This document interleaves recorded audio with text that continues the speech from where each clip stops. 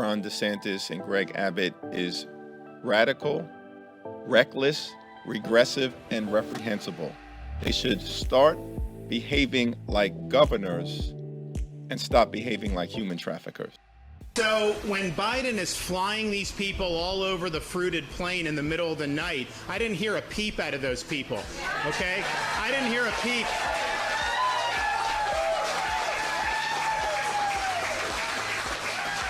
I haven't heard a peep about all the people that have been told by Biden you can just come in, and they're being abused by the cartels, they're drowning in the Rio Grande. You had 50 that died in some shed in Texas. I heard no outrage about any of that. I haven't heard outrage about all the fentanyl that's come across the border that's killing Americans in record numbers.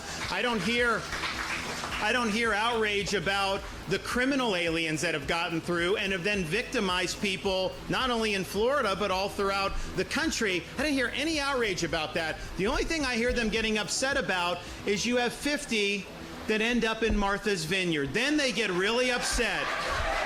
And I'm sorry.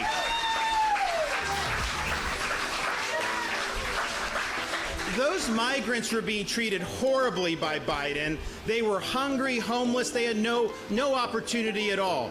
The state of Florida, it was volunteer, offered transport to sanctuary jurisdictions because it's our view that, one, the border should be secured. And we want to have Biden reinstitute policies like remain in Mexico and making sure that people aren't overwhelming. But short of that, if you believe in open borders, then it's the sanctuary jurisdictions that should have to bear the brunt of the open borders. So that's what we're doing. But what happened was they were provided an ability to be in the most posh sanctuary jurisdiction maybe in the world. And obviously it's sad that Martha's Vineyard people deported them the next day. They could have absorbed this. They chose not to. But what it shows is if 50 was a burden on one of the richest places in our country, what about all these other communities that have been overrun with hundreds or thousands? It shows you when now these policies are on the front burner. People need to be talking about. Biden can't defend his policies of open borders.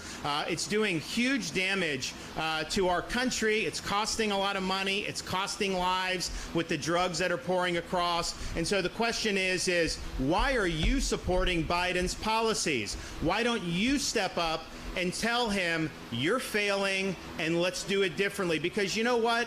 He inherited a border that wasn't like this. He has created the crisis. But now at least we know nobody can deny that there's a crisis. Everybody now knows, and it was only because you had to have the elite who want to have the cost on everybody else and they don't want to have to shoulder that. That's the only reason now people are talking about this.